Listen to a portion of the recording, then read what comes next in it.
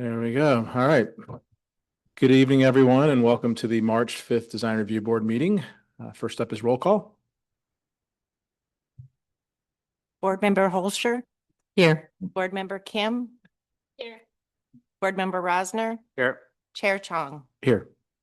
Thank you. Now is a chance for any oral communications from the public for any items that are not on this evening's Design Review Board agenda. So if you wish to speak about any items not on this evening's agenda, if you could come forward. If you're on the Zoom call, if you could use the raise hand feature, and we'll let you into the room.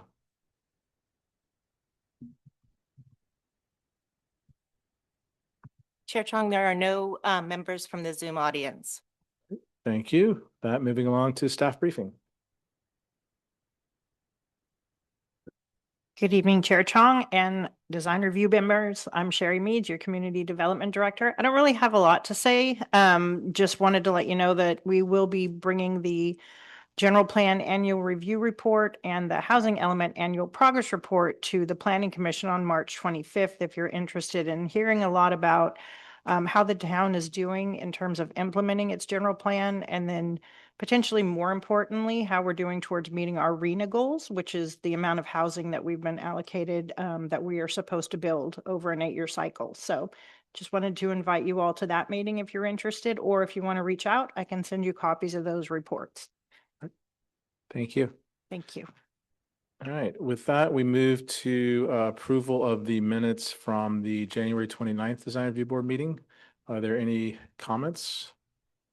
And if not, we'd be looking for a motion to adopt those minutes. I move to adopt the minutes from January 29th, 2026. And do we have a second? I second. All those in favor? Aye. Opposed? None. And with that, we adopt the minutes from January 29th. Moving to the consent calendar.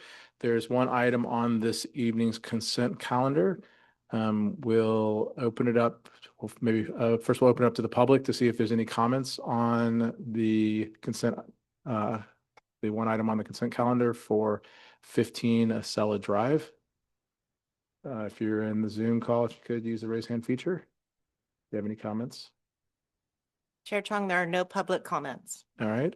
With that, any comments from the board? No. Before we look for a motion, is there a motion to approve the consent calendar? I move to approve the draft resolutions for 12 Acela Drive 15 Acela Drive as modified. All right, thank you. And a second? I second. And all those in favor? Aye. Aye. Opposed? None. And with that, we approve the consent calendar and move to the first public hearing of this evening, PH1, 12 Mercury Avenue. The format that we use for our meeting is the applicant has up to 20 minutes. You'll come forward, has up to 20 minutes to present the application, at which point we might have some questions, but we will open it up to the public. Each member of the public will have 3 minutes, 3 minutes to speak. Each individual will, at which point we will also give at the end 5 additional minutes to the applicant to address any of the concerns that might have been raised. So with that, if the applicant for 12 Mercury could come forward.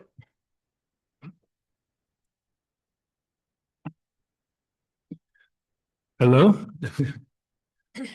Hi, my name is Tyler Shelton. Thank you for considering this proposal. I'm the project architect for this project at number 12 Mercury Avenue. I thought I'd start out with, what the objectives were for us and this design. We wanted to update and improve the appearance of the front of the building, the streetscape, and modernize it. And there's also going to be some substantial updating of the mechanical systems. We're going to put in a high efficiency system and something for greater sustainability, and a substantial solar system is part of this as well. A key part of it is a new bedroom suite at the front of the building. designed for accessibility and aging in place, and to generally enlarge some other spaces also for, comfort and accessibility. The owners, Chris Berg and Holly Hudson, have lived there for close to 40 years. Holly is with me this evening, and they intend to stay there. So the idea is here we're building this for them and for them to continue living there. I thought I would do a quick review, if I can figure this out, of the floor plan. This is a perspective of the front of the building, and this is the site plan. The shaded areas you can see are the areas affected by the remodel. The area here is existing garage area that we're going to make conditioned space, and then these other shaded areas are additions. This is the existing floor plan. It's basically a 3-bedroom, 2-bathroom house, and this would be the changes to that floor plan. Starting down here, the existing kitchen, we still have the small galley kitchen, but we've widened it for greater circulation and easier accessibility. The adjacent laundry and storage area here are part of the conditioned space, whereas they were part of the garage before. So they will be able to do laundry and access their storage without stepping down into the garage. The garage is a single car garage, and it's designed for easy access in and out, and has some additional space there for mechanical equipment and additional storage.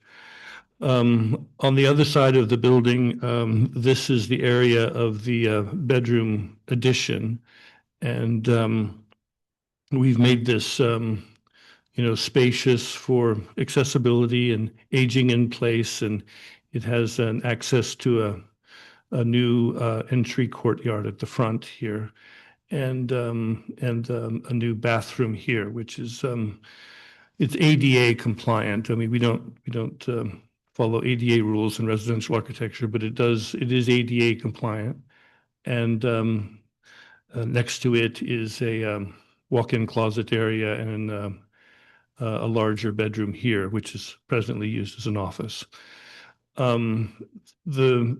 The existing bathroom here will be shortened and made into a powder room, and then that leaves a large great room here, which will serve as dining and living and family and everything else. And it's accessed to the backyard by 2 French doors going to the back and 2 French doors going to the front. The entry is this. I pushed the wrong button. The entry is this small vestibule here, where you come in here under this covered area, which has an oculus above, and then this is an enclosed courtyard, and it's enclosed by these stucco walls, and it's accessed again by the bedroom and the great room there. This courtyard area will serve as an entry space, but also additional outdoor living space. That is about it. This is the roof plan showing the solar system that we have in mind, and we're putting a lot of solar into this building to make it as sustainable as possible. You can see the existing fireplaces being removed. These are before and after pictures of the various elevations, and I guess you've seen these, but you can see what the 4 elevations look like before and after. And the materials board is just a simple stucco and concrete, very similar to the existing materials of the building now. I think I have some, yeah. Yeah, these are a few exterior perspectives that I did. Oops. This thing has a hair trigger. So when you can see that this wall is sort of it's sort of serving like a fence, but it's not a fence. It sort of blends in and with the siding of the building itself, the same material, and it makes the whole thing look more cohesive. And it's a wall, but it's not meant to be a barrier. We're meant to be able to see through it and see out onto the street. And I just have a few other perspectives of the front there. Oops. And that's essentially it. But I just wanted to say that a lot of careful thought has gone into this design, especially the exterior appearance. And the intent was to achieve a more modern, minimalist styling, while also paying homage to the origins of the building, the original building, and the buildings in that neighborhood, maintaining the massing and the low roof line and the two front gables, features that are typical of the original homes in this Belveron neighborhood. But despite this familiar massing and modest appearance, it will be a very distinctive structure, I think. The end product will have qualities that are understated and subtle and tasteful, and this is the aesthetic we're going for. We're not trying to dazzle, we're trying to just have a calm, pleasing look. And I think that it'll be a great asset to the neighborhood, and I think it's a good thing for Mercury Avenue and Belveron in the town. And I hope you agree, and we can count on your support. Thank you. Any questions for the applicant before we open it to the public? Yes, I do. Right. Can you please explain the covered porch pushing in and the access to the garage? Kind of what, Oh, yes. yeah. Yes, this is where you're talking about this area here. Yes. Okay. Well, the existing buildings have a front porch, it's a covered area, which is quite useful for, parking a bicycle out of the rain and that sort of thing, and dropping off Amazon packages. This design, we don't have that same front porch that we did before, but we just thought it's a useful area to sit maybe out of the shade and to do some things there out of the shade. And it's just sort of an extension of that courtyard that happens to be undercover. And the space wasn't necessary for the what was going on in the garage itself. Gotcha.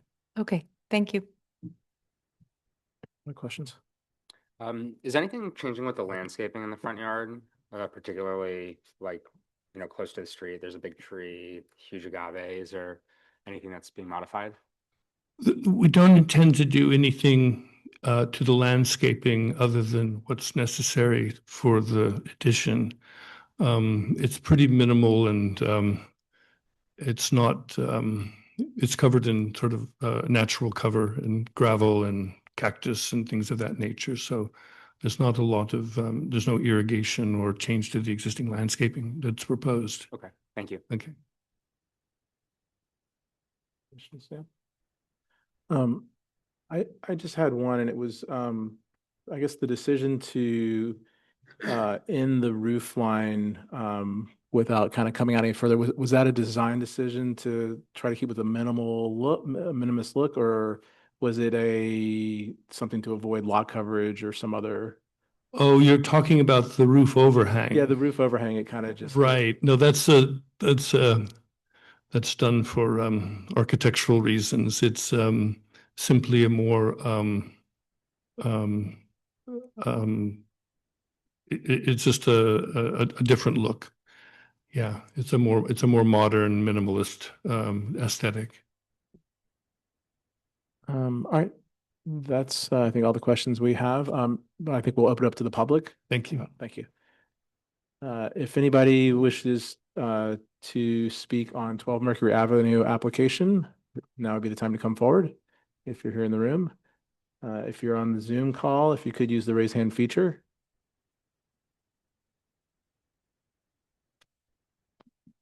There are no comments from the, oh, no, there are no comments from the public.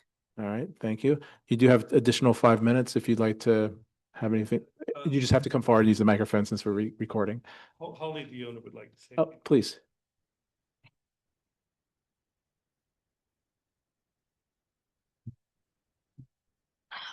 Thank you for receiving us tonight. I appreciate it. I'm Holly Hudson. My husband's Christopher Berg, and we are the owners of 12 Mercury. We moved into Belveron East 6 months after we were married, almost 40 years ago this year. And Christopher's lived with Parkinson's for 22 years now. He was quite young. And he's done remarkably well, but we anticipate that in the not too distant future, we're going to need a different kind of a setting than the house as it is can accommodate. So that's part of the motivation certainly for making some of these changes. We're hoping that these adjustments allow us to stay put because we love the neighborhood. We got a lot of friends there, and it's the place we want to be. Over the course of the past couple of weeks, I've been out knocking on doors and sending people emails and texts with the little packet I think that you have that I created. And several people just on principle or because some of the homes are rentals and the landlords aren't there. There was no signature on the petition, but no one that I spoke to had any objection at all. Everybody was on board with what we were trying to accomplish. As you've seen, a lot of the update is going to be to the inside of the house that already exists. The kitchen's still kind of 1952 and it's time. And the idea of a laundry room was really appealing so that we could have everything in a much more accessible space inside. The bedroom and the bath will be handicap accessible, as Tyler mentioned, and the little sitting area that's attached will accommodate an attendant if we need somebody in the house during the daytime or overnight if it comes to that.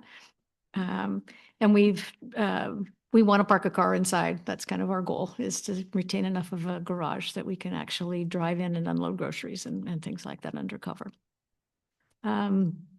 As you know, Tyler's and his wife live across the street from us, and he's going to be the project architect, so he'll have daily eyes on. We've also had a project prior with the contractor we plan to use, and he's completing another project any day now, just around the corner from us. So we know our team, and we're confident that they're going to be conscientious and care about how things are taken care of during their tenure on the property. So that I feel good about. Thank you. Thank you. Appreciate it. Any final questions for applicant before we close it? Thanks. All right, with that, we'll close the public portion of the hearing and bring it back to the board. Would anybody like to lead us off? I have a question Oh. for staff. In the front setback, is that wall allowed? Is that part of the variance, or it doesn't require variance? Since it's no more than 6 feet at any point, it's allowed to be in a front setback, so it doesn't require variance. Thank you. I can start. Yeah. I think that this project is going to be really helpful, and I really appreciate all the interior work that's being done. I am fully supportive of the front yard setback. I am not supportive of the side yard setback next to the garage.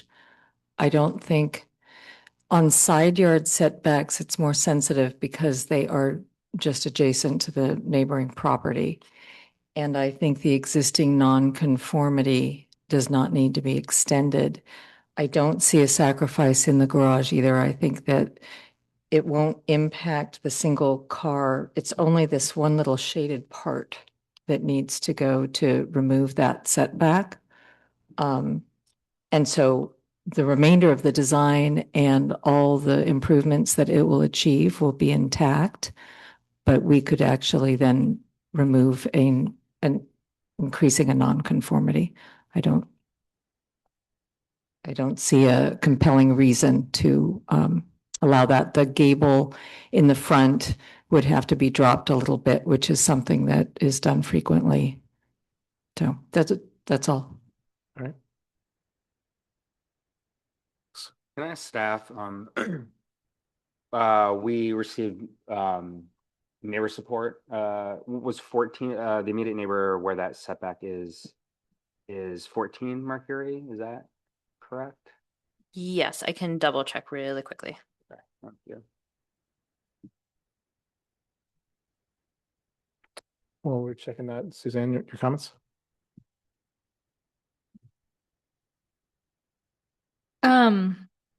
Yeah, I actually like the aesthetics and the design and how it's pretty minimal. Regarding the setbacks, I could make the findings for the front setback. I looked at it and relationship, it's a little bit further out towards the street, but I think I mean, there's no Me too. eave. So Fine. I'm okay with that. On the side, it's part of it's a pre-existing non-conformity. It's tight.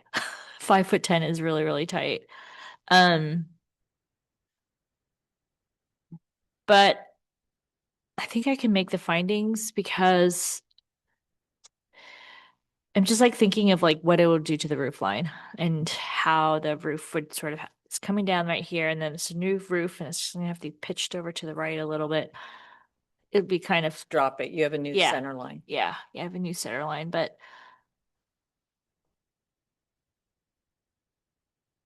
I mean it's such a tight little space. And yeah, I think you would lose the covered porch. You're gonna lose a significant use for that because you kind of want to, if accessibility is an issue, getting in and out of the car, like, I mean, it's covered. There's shelving right there, so You need to be taking out the. yeah, you're taking out the shelving, but it's such a tiny garage. The covered porch,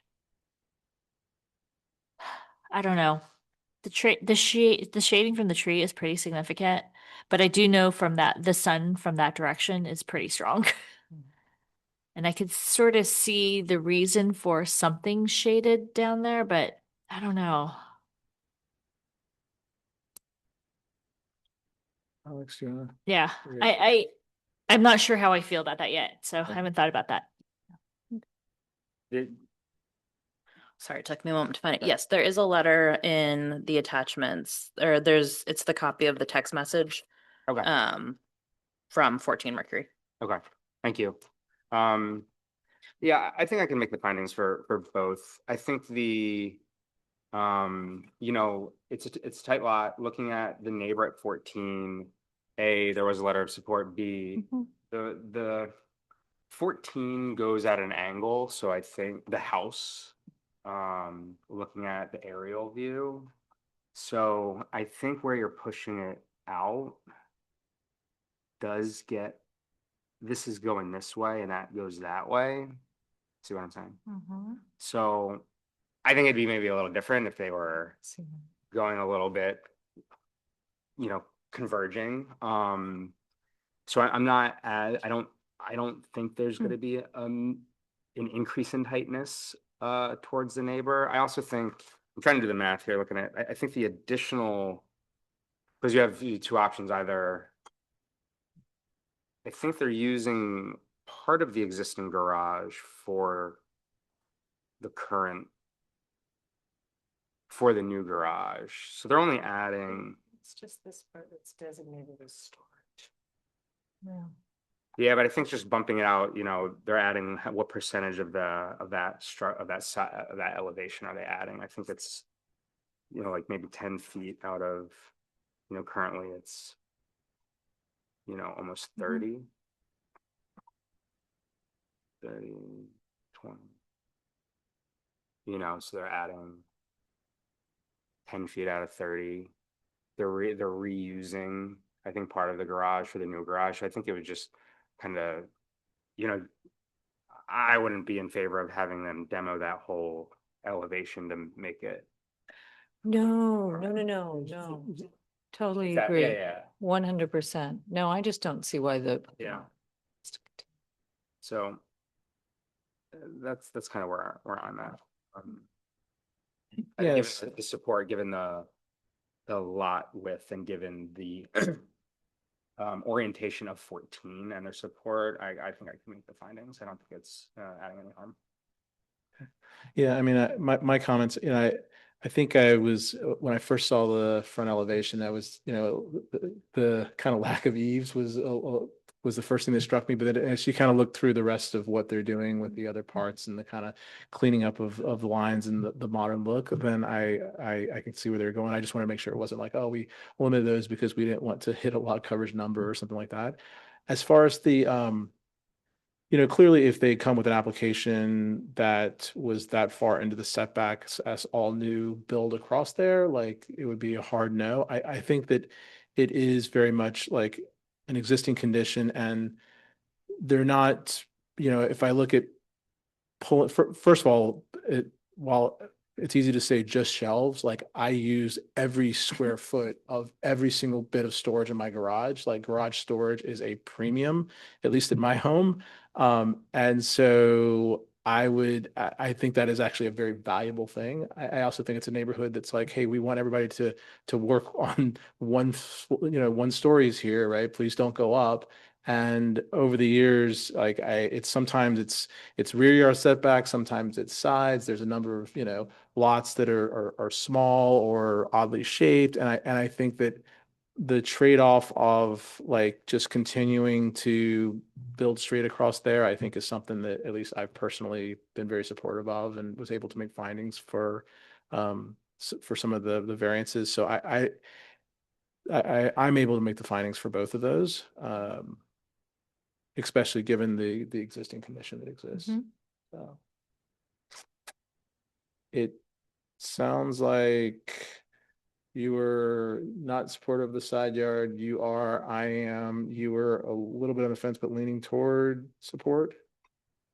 Just want to see what a motion might look if we. Yeah, I mean, I was like thinking about the length of it. It's like, you know, it's adding about a third more to that corridor. It's really tight, 5'10" along the fence. Yes, the other house is sort of angled the other way, but the fence is such a tight thing. But I think the covered porch is kind of a give me, to be honest. Like I just can't see that being super useful. But I think I can make the findings. So it's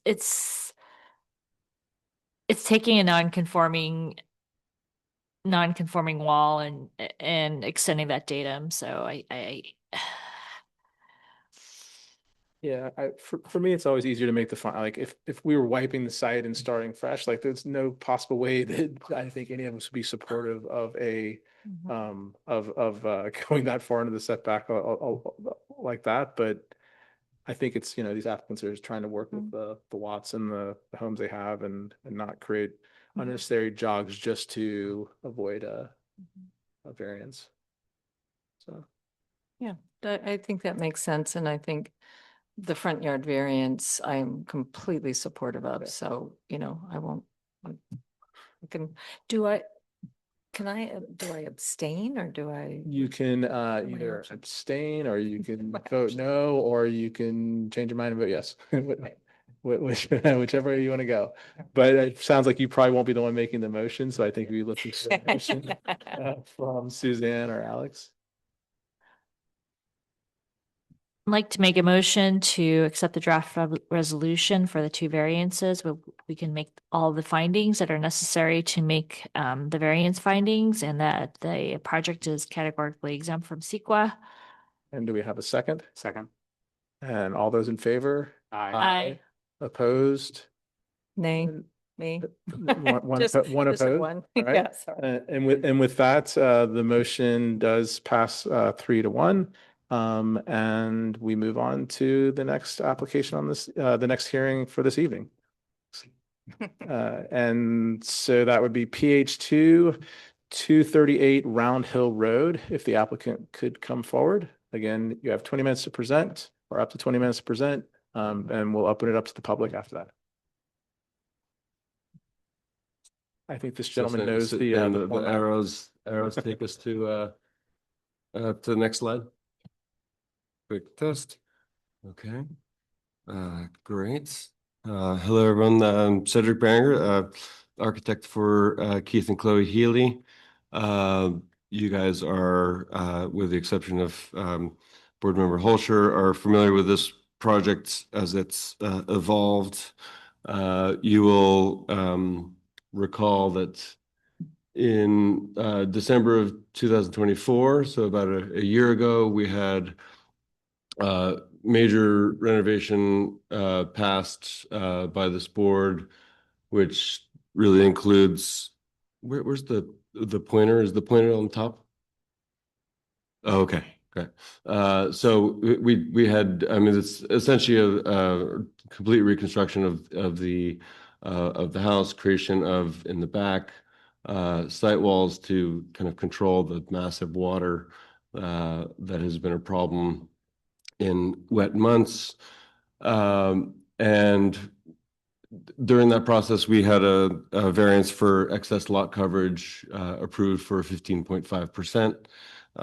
The project has begun construction on a portion of the ADU, which was part of this application was the excess lot coverage, or sorry, there was the pool house is existing 264 square feet, and we had a bit of excess lot coverage caused by kind of listening to the suggestions of the board and pulling the volume back, and then there's a small covered area of this ADU that was I think it was about 200 extra square feet of covered area that was approved. As sometimes happens, projects shift. So this was the approved from December 24. The ADU was kind of 5 feet above the pool with this existing pool house and an existing site wall.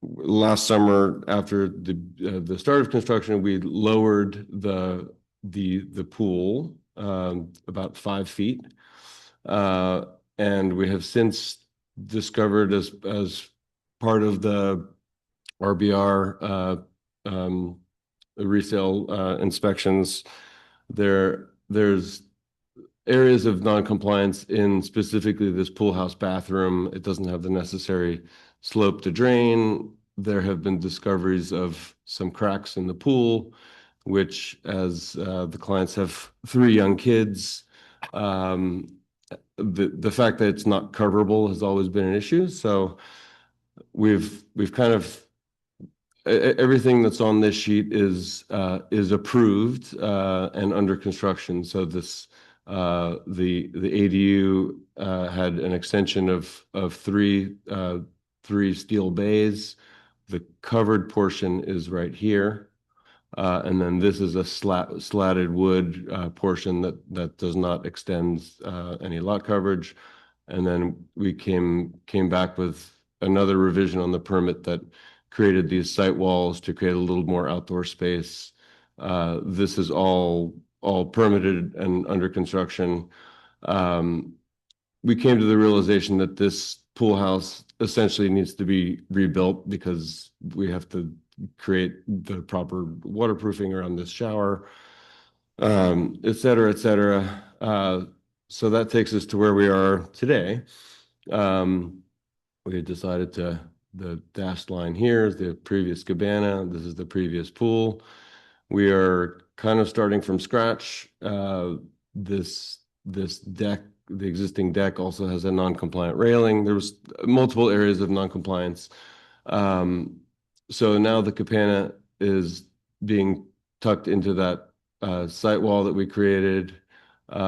There's this outdoor dining area is now proposed to be fully covered with kind of an even drainage line across the roof that creates transitions to the last 4 feet of the eave, essentially, that is a slatted screen. And new pool,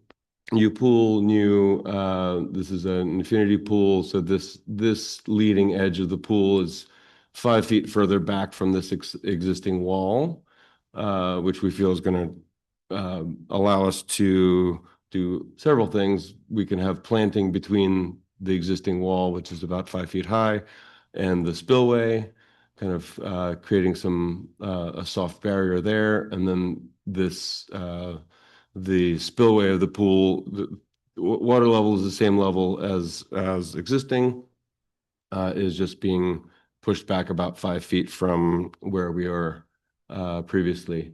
So this is the new gym and pool cabana. Essentially what we're asking for, and everything here that I've shown you thus far could be approved on a minor design review, except for the lot coverage variance. We are proposing an increase of 89 square feet. As all of you have been to the site, it's an extremely challenging site that the owners are making a major investment to try to get it flattened. And we are really looking to get this outdoor area covered, which, if you've ever been in any of those western facing houses on the west side of Tiburon, the summer sun is brutal.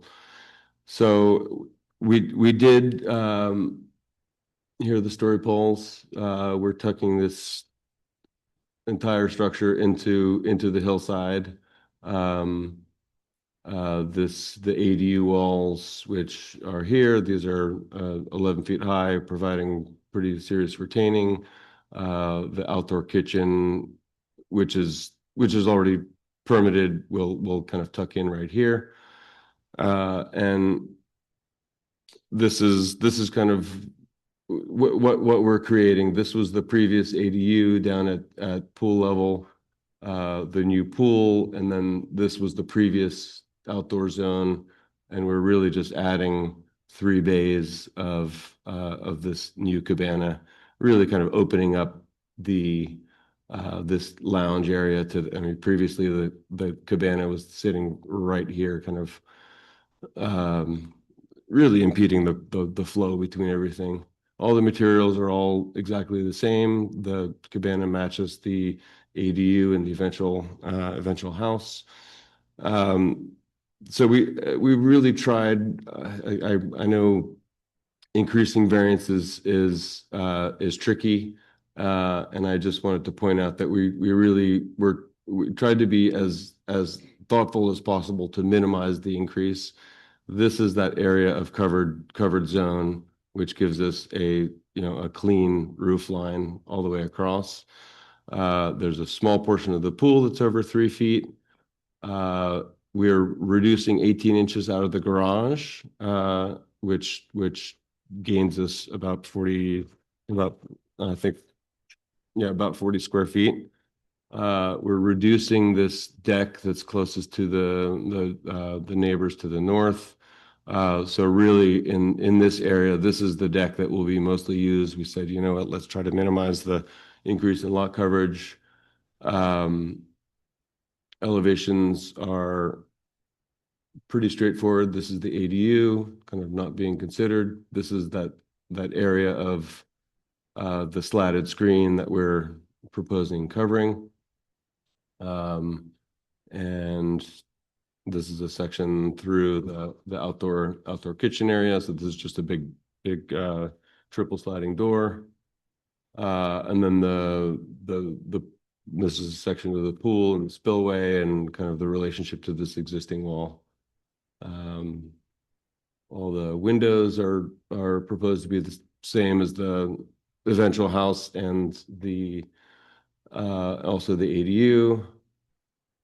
And yeah, I think I hope you guys can make the findings. I know it's I know we're asking for an increase of 89 square feet of from 15.5% to 15.8%. I think we tried to be as thoughtful as possible to considering the slope of the site and kind of the major investment that's being required to create an outdoor zone. So we hope you guys can support the project and here for any questions. Any questions for the applicant? I have a question for staff. For a roof line, and if it's penetrable, like what's in front of the existing for, does that count for the lot coverage? Like, how does that work? How does that calculation work? Only if it extends beyond the wall of the structure by more than 4 feet. Then it counts towards lot coverage. So, does the roof line Mhm. create, like, the end of the roof happens, right? And then you have a slatted sort of Mhm. shaded area. Does that, If it's open by more, if it's a solid extension or if it's open by more than 50%. If it's an open slat, then there's gray area there. And so if it's, well, let me take that back. If it's connected to the roof and it extends more than 4 feet, we have historically been counting it as lot coverage. okay. Okay. Sorry, when it's freestanding, it's different, so. Okay. Thank you. All right, if there are no other questions, I think we'll open it up to the public. Thank you. Anybody here from the public wish to speak about this application? Nope. And anybody on the Zoom call, if you could use the raise hand feature at the bottom of the Zoom screen. Chair Chong, there are no members from the Zoom audience. All right, thank you. You have an additional 5 minutes if you'd like. I'll just say Suzanne's question on the overhang. My understanding is if it's more than 50% open, so the steel beams are 7 feet on center, and then the slats in this case are 2x8s, and they're like I think 6 inches on center. So there's about two-thirds open to the 1/3 of coverage, but they're deep enough. The intent was they're deep enough that in the summer sun they're gonna block the shade or create shade. Yeah, I think I'll only reiterate that I guess in hindsight, when this project was approved in December of 24, it would have been a lot easier to just do 3 bays of outdoor space at that point, but you sometimes can't control the flow of a project, and we didn't do that at that time, and the coverage back there of the extended roof overhang wasn't even part of the discussion.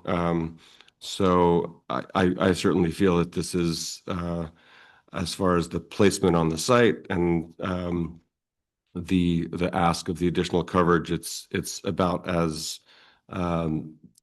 I feel like it strongly that it really has no impact on any neighbors. We reached out to both north and south neighbor, didn't get a response from the north neighbor, but we did get a letter of support from the south neighbor, who is on top of us vertically in relation to the site, because they access from their address is 11 Mount Tiburon. So I think they're arguably the ones that are most impacted by the additional roof, and they are in support. So I'll leave it there. Thank you for your consideration. Thanks. Just a quick question, just to make sure I have the numbers correct. So 226 is the additional trellis and covered structure, and then we've got 103 that comes out of the deck and 34 out of the garage, which gives us our 89 additional that we're looking at. Yeah, Okay. correct. And then of the 226, is all of that trellis, or is there a portion of it that is enlargement of the current cabana? The cabana, it's kind of a series. We're under barely, but we are under the allowable FAR, so there's no variance request there. It's a little bit of a hodgepodge. The outdoor coverage went from 230 to 290. The cabana goes from 264 to 430, so those are both increases. But then the pool, and there's no change in the house itself. A little bit of reduction in the garage, 34 square feet. The coverage at the pool goes from 98 to 48, and about 60 feet taken out of the front deck on the north side. So Okay. it was a combination of factors to try to get us to something as close to compliance as possible. Little myth and talk. Okay. All right. But yeah, that's all I've got. Any final questions for the applicant? All right. With that, we'll close the public hearing portion and bring it back to the board. Would anybody like to lead us off? Start from this side this time. Suzanne?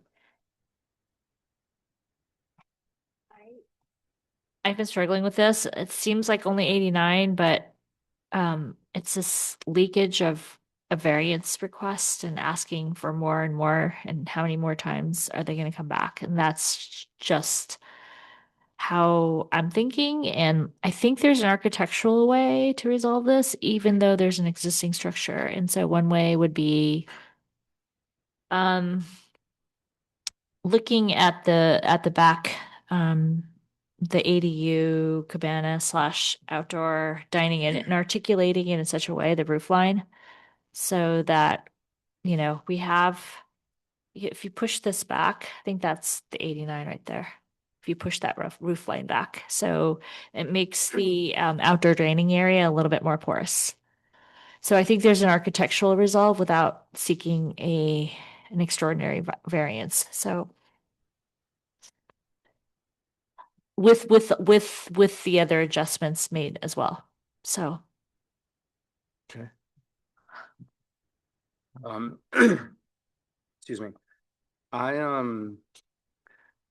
was remembering why kind of the first approval of the variance, and I recall I approved the variance, and I could make the findings because of that that lower deck off the main is the variance, right? All of that contributes to the variance, and I can make the findings that given the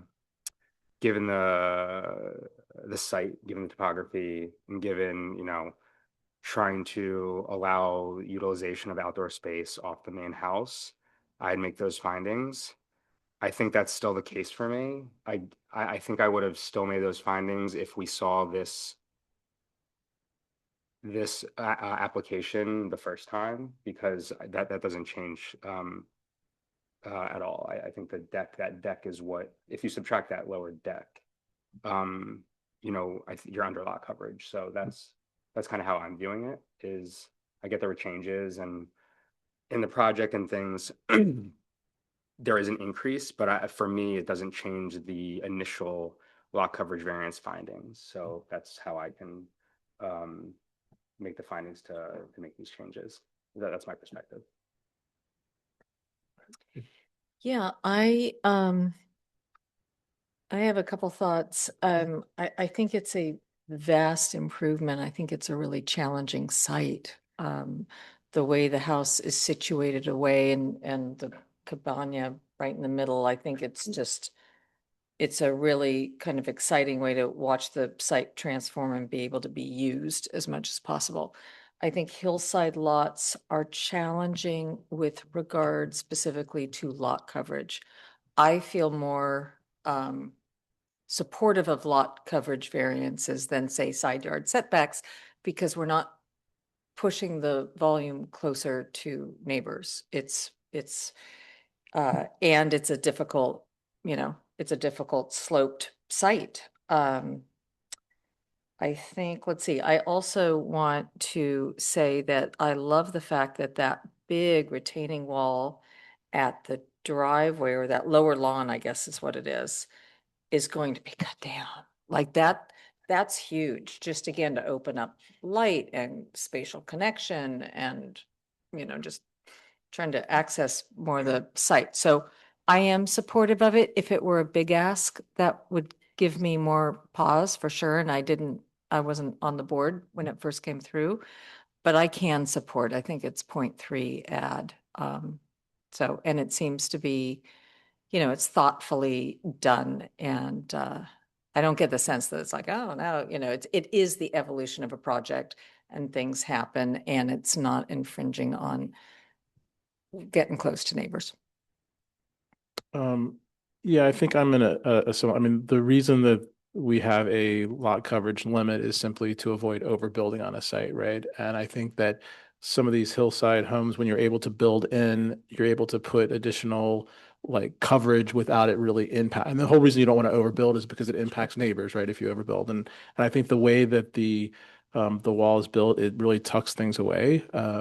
I'm also happy to see that they pulled some of the deck off. Simply, my guess is with the cabana being moved, like if you're going to have like a gathering of friends, it's going to be probably in that area now as opposed to down on the lower deck. right, And so I think that the need for outdoor space in the front is less. And I think that's actually way more impactful there than adding some coverage area that's not going to be seen by anybody up against the hill. So I think I'm in a similar place where I think there was an effort made also to try to bring the number down as close as it could. It ended up being 89, but I think there was a sincere effort made to try to stay under as much as possible. So I'm able to make the findings myself. The design is like 1,000 times better. Right. It's Yeah. I was like looking at it, I was like, I don't remember this big wall. And I was just horrified. I was like, oh my God. I think the last No, one we were so. I meant the wood The wall. lower Yeah, wood. Yeah. It's because we were so focused on the front and the view across the front from the neighbor to the left, that like I hadn't even gone in the backyard until this afternoon. So, yeah, I think that, yeah, to your point, like pulling that back is going to be a dramatic improvement. So, and I think it just gives the entire backyard a much larger, much better flow of people. So, yeah.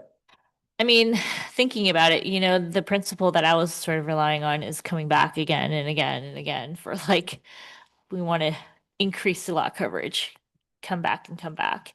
And usually it's because they want to add something that is, you're right, it's about the neighbor obtrusion, and it's imposing something onto a neighbor.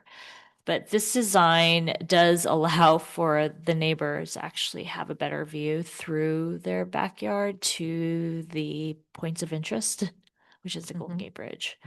And getting rid of that cabana it was a great move, and getting rid of that giant wall is a terrific move. I think in light of that, I think I can get behind the variances. So yeah. In that case, we'd be looking for a motion to adopt the draft resolution. I move to adopt the draft resolution as drafted and that it's categorically exempt from CEQA. And do we have, And we can make the findings of the variance requested. and do we have a second? Second. All those in favor? Aye. Opposed, none. And with that, we adopt the draft resolution and move on to the last item on this evening's agenda, which is adjournment. All right. Thank you, everyone.